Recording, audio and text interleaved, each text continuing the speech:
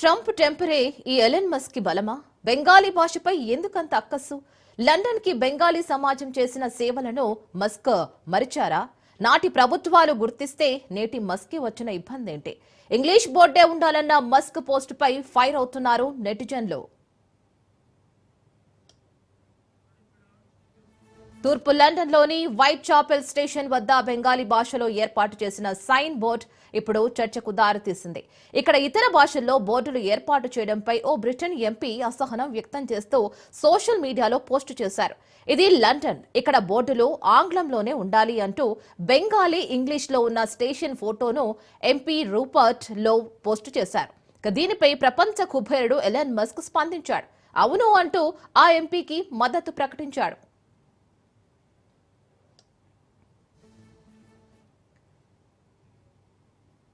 Musk MP Rupert లో పోస్టుకు మద్దతు తెలిపాడు. ఇది లండన్, ఇక్కడ బోర్డులు ఆంగ్లంలోనే ఉండాలన్న రూపర్ట్ లోని మస్క్ సమర్థించారు. దీంతో ఆ పోస్ట్ సోషల్ మీడియాలో తెగ వైరల్ గా మారింది. మస్క్ అభిప్రాయంపై నెటిజన్లు ఫైర్ అవుతున్నారు. తూర్పు లండన్ అభివృద్ధిలో బెంగాలీ సమాజం ఎనలేని సేవలు చేశారు. ఆ సేవలకు గుర్తుగాను లండన్లోని వైట్ చాపెల్ స్టేషన్ వద్ద 2022లో ఇంగ్లీష్తో పాటు బెంగాలీలో బోర్డు ఏర్పాటు చేశారు. దీనికి బెంగాల్ సీఎం మమతా బెనర్జీ కూడా హర్షం వ్యక్తం చేశారు. 1000 ఏళ్ల నాటి భాషకు ప్రాధాన్యత పెరిగిందంటూ చెప్పుకువస్తూ 2022 మార్చి 14న ట్వీట్ కూడా చేశారు.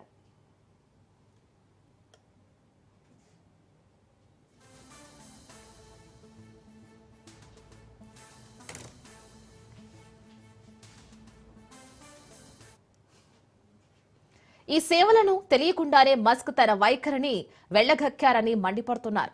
మస్క్ పోస్టుపై స్పందిస్తూ స్థానికంగా నివాసం ఉంటున్న ఇతర దేశాల సంస్కృతిని గౌరవించాల్సిన అవసరం ఉందని చెప్పుకొస్తున్నారు.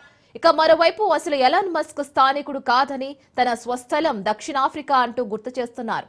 ట్రంప్ అండదండలతో యూస్ లో చలామణి అవుతున్నాడని విమర్శిస్తున్నారు. అంతెందుకు అమెరికాలో స్థానికుల కంటే వివిధ దేశాల ప్రజలు స్థిరపడడం, వారి సాంకేతిక పరిజ్ఞానాన్ని వినియోగించుకునే ఇవాళ అగ్రరాజ్యంగా అవతరించింది అనే విషయాన్ని మరవకూడదని చెప్పుకువస్తున్నారు. మస్క్ వ్యాఖ్యలు జాతుల మధ్య విద్వేషాలు రెచ్చగొట్టేవిగా ఉన్నాయని, ఇవి ఎంత మాత్రం క్షమార్హం కావాలంటున్నారు నెటిజన్లు.